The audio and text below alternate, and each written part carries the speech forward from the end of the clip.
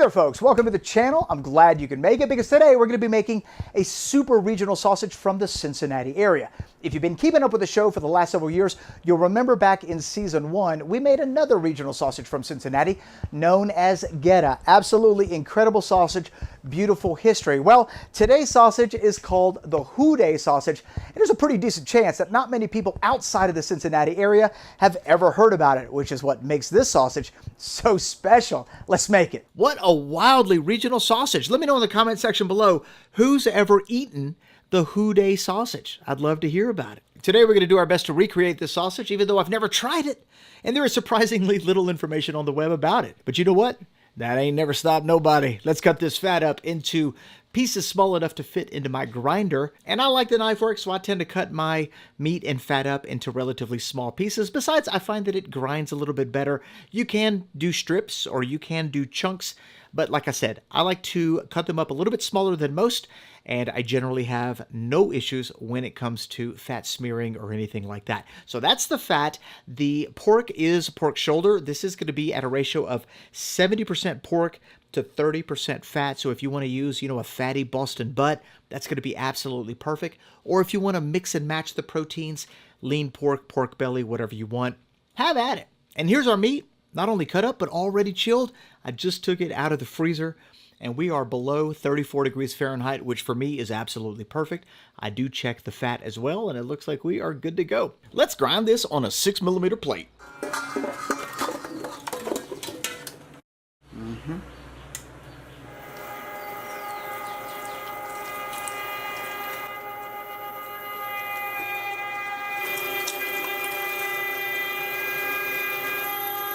There we go, beautiful looking grind there. I'm gonna grab a handful of it, put that back in there.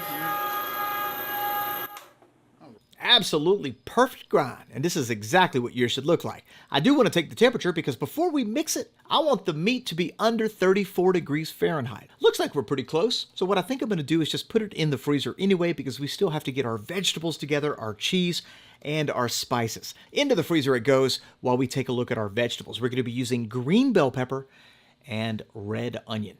And all we're going to do is dice the bell pepper and dice the onion, and that's it. Put those in a cup and set them to the side, and they don't need to be in separate cups. You could totally put those in the same cup. The Who Dey sausage has 4 types of cheese in it, starting with Colby Jack. Actually, I think the original recipe just might have Colby, but Colby Jack is what I could get. I've got American, I've got provolone cheese, and we've got Swiss cheese. Now, how much of each cheese is added to the original recipe? I have no idea. So what we're going to do is we're going to put about 10% cheese in the recipe, and I'm going to divide it up equally amongst all 4 different flavors. I think that'll be pretty good.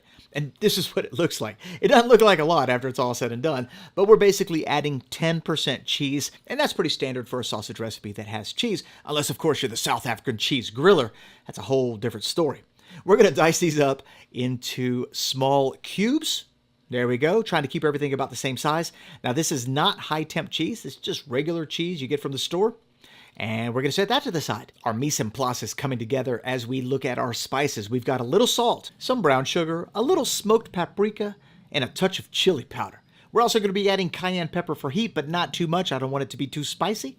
I've got cumin, some garlic powder, onion powder, and black pepper. And if you're thinking to yourself, man, this looks like a barbecue rub, that's exactly what we're trying to recreate. So if you have a favorite barbecue rub, you could probably just add that to the recipe and it'll probably be pretty good. We are adding a binder. In this case, I'm using potato starch because it is my binder of choice, mainly for availability. But if you have a favorite binder like non-fat dry milk, you can use that instead. Let's not forget about some minced garlic. And now it's time to bring it all together. We're using a KitchenAid stand mixer, and although it doesn't make a lot, I've got a kilo of meat in there, it does do it quite fast. So let's go ahead and add our spices. And like I said earlier, if you want to use a barbecue rub in this mix, you can certainly do that. That would probably be quite tasty. Our next ingredient is a liquid, and we're going to be adding 10% beer because, after all, one of the Who Dey origin stories is all about the Hudy Pole Brewing Company. So you got to add beer. What kind of beer do you add? The one that's in your fridge, of course. Although I do have to say, I don't think an ultra dark beer would work for this sausage, but if you choose to do it, let me know how it turns out. Let's continue to mix while we now add our vegetables. There's the onions and the bell peppers. And once again, those can go in the same bowl. Let's mix this up until we get a beautiful sticky batter. And look at this. Very sticky. Turn your hand upside down. That is going to stick there, not going anyplace. We now need to add our cheese. And the cheese addition gets added at the very end of the mix, just so it doesn't get broken up too much. And all we're doing here is about 5 or 10 seconds of mixing, and we are done. Mixture looks amazing, smells incredible, and we now need to get this into a sausage casing. I think we chose to use a 32mm for this sausage, but you can literally use whatever size casing you want. I don't think, though, that this is ever put into a sheep casing, as it's more than likely a barbecue sausage, a game day sausage, so it needs to have some girth to it, some thickness. And when we take one bite of this sausage, it should be a cheesy explosion of juice and flavor. At least, that's the goal. So here we go.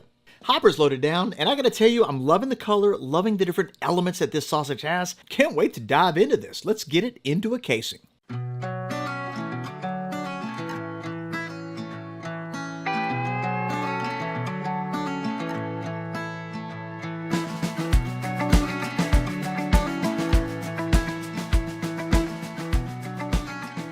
Alright, I don't know what happened here, guys, but we had some technical difficulties and the footage of us linking the sausage did not make it.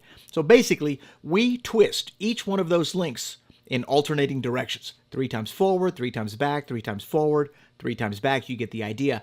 And every time you twist your sausage, it tightens it up. And look at this. What you should end up with is a very tight, very plump sausage that just feels good in your hand. You know what I'm talking about?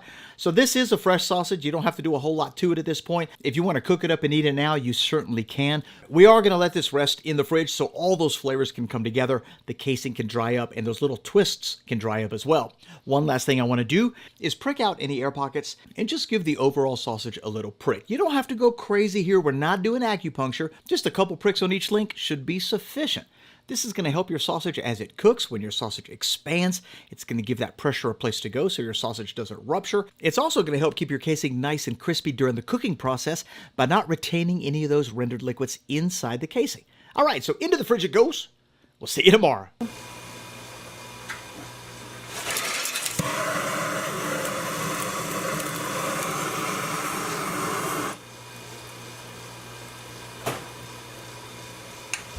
Our grill is ready to go, and right about now I'd normally do some kind of a musical interlude, but I thought, let's talk about how to cook a sausage, because how you cook your sausage is as important as how you bake it. In this particular case, we're cooking it on a ceramic grill, and notice that I am putting these sausages around the outside of the live fire. Now, you can use a deflector plate if you have one of those, but if you don't, this is a great way to start.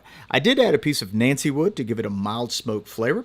Notice we are arranging the sausages towards the edge of the pit, keeping that live fire, that heat zone directly in the middle. We're going to utilize that heat zone towards the end of this cook, but for now, let's close our grill down and take a look at our temps. For sausages on a grill, especially this grill, I like to keep the temp between 250 and 300. I am going to close the top vent down to a 1, and the intake at the bottom is only opened about the thickness of a thumb. There we go. So we've been cooking now for, let's call it 5 minutes, 6 minutes. Sausages do cook pretty quick on a grill. Everything gets a little flip, and we are still towards the edge of the grill. If you cook too hot and too fast, you can render the fat, you can rupture the casing. A lot of different issues that can happen on a grill at higher temperatures. So, notice at our temps now, about 145. My target's 150. You don't want to go too high over 150, especially with fresh cheese in your sausage, otherwise your cheese will leak out. So everything now goes to the center. The lid stays open, and this last little step is all about getting that flame broiled flavor, that grill flavor onto these Who Dey sausages. It's going to be absolutely amazing. Our sausages will stay here and cook until we hit our internal temp. It doesn't take very long. And your Who Dey sausage is finished.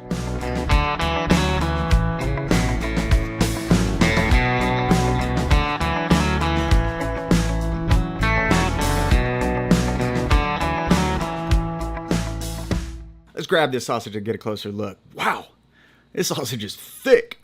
Giving it the squeeze, and it's very bouncy, studded with vegetables, beautiful color. Little cheese trying to sneak up on out of there. All right, it all comes down to this, though. What's on the inside? That's all that matters.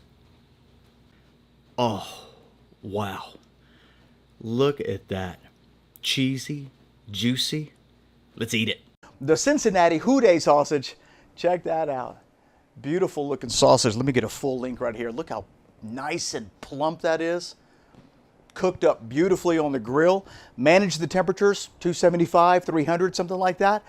Didn't render out the fat. Cheese is definitely in there, and we yielded a cheesy, juicy, amazing looking sausage. A lot of stuff going on in this sausage too. You got bell peppers and onions, 4 different types of cheese. When I look at the casing, I can tell you right now it's going to be nice and snappy because it has crisped up a bit. It's stuck to the meat and it is tight. These are all wonderful signs that you're going to get that coveted snappy bite. Let's give it a quick smell, see what it's all about. Ooh, that is nice. I'm definitely picking up that barbecue vibe, you know, the different combination of spices that we used. That's kind of like a barbecue rub. And like I said earlier, you don't necessarily have to make your own. I will have my recipe link in the description box below if you want to give this version a shot. You could use your favorite barbecue rub, throw it in this recipe, and I'm sure it'll be amazing. I'm definitely picking up all that different cheesy aroma and the bell peppers. The bell peppers are coming in nicely too. Let's give this sausage a bite. This looks so good. All right, now I'm gonna be completely honest with you. I've never been to Cincinnati. I've never eaten the original Who Dey sausage. And so this is just my best interpretation of it. If you've actually eaten the Who Dey sausage in Cincinnati, let me know what you thought about it. Let me know some of the different characteristics about that particular sausage. Let's just go in and give this one a bite, see how we did.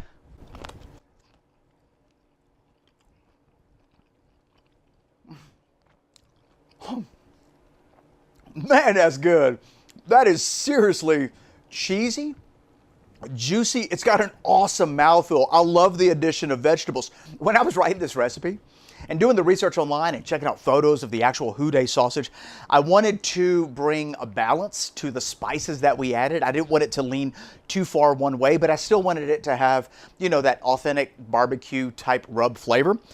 And truth be told, I wasn't sure I was going to like it. I mean, I love all the ingredients by themselves. Sometimes all those beautiful ingredients don't necessarily work. Well, this actually does. The combination of different cheeses, the bell peppers, the spice profile, it is absolutely delicious.